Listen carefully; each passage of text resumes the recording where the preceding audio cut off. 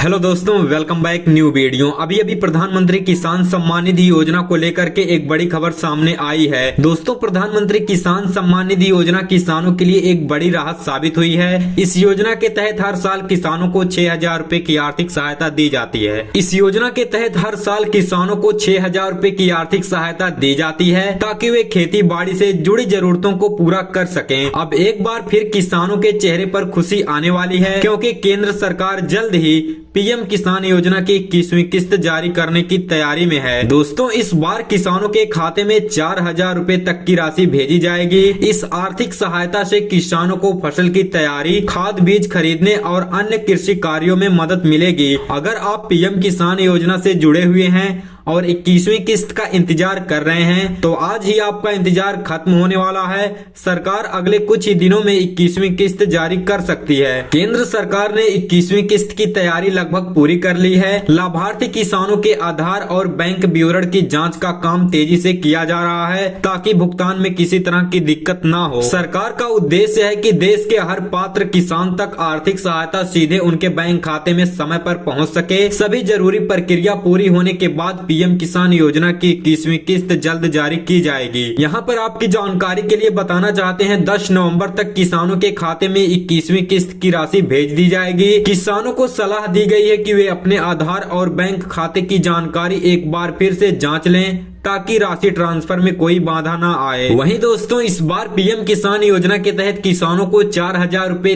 तक की राशि मिलने की उम्मीद है। जिन किसानों को पिछली किस्त नहीं मिली थी उन्हें इस बार पिछली और वर्तमान दोनों किस्तें एक साथ मिल सकती हैं। सरकार यह सुनिश्चित करने में लगी है कि कोई भी पात्र किसान इस योजना से वंचित ना रह जाए और सभी के खाते में सीधे डीबीडी के माध्यम से पहुंच जाए। किसान भाइयों, यहाँ पर आपको एक बात ध्यान में रखना है, अपना EKYC पूरा करा लेना है, क्योंकि जिन किसानों का EKYC अधूरा है उनकी किस्त अटक सकती है। इसके साथ ही बैंक खाता आधार से लिंक होना चाहिए और मोबाइल नंबर भी अपडेट रहना चाहिए।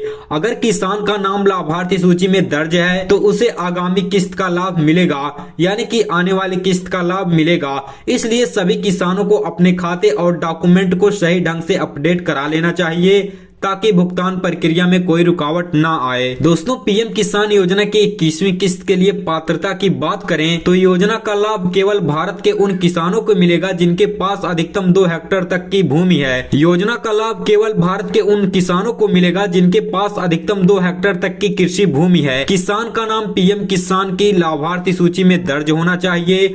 वहीं किसान का आधार कार्ड उसके बैंक खाते से भी लिंक होना अनिवार्य है। साथ ही मोबाइल नंबर योजना में पंजीकृत और सक्रिय होना चाहिए ताकि अपडेट मिलता रहे। साथ ही दोस्तों, EKYC प्रक्रिया भी पूरी होनी चाहिए, बिना इसके भुगतान जारी नहीं होगा। बैंक खाता PFMS सिस्टम से जुड़ा होना चाहिए ताकि डीबीडी के माध्यम से राशि सीधे खाते में पहुंच सके।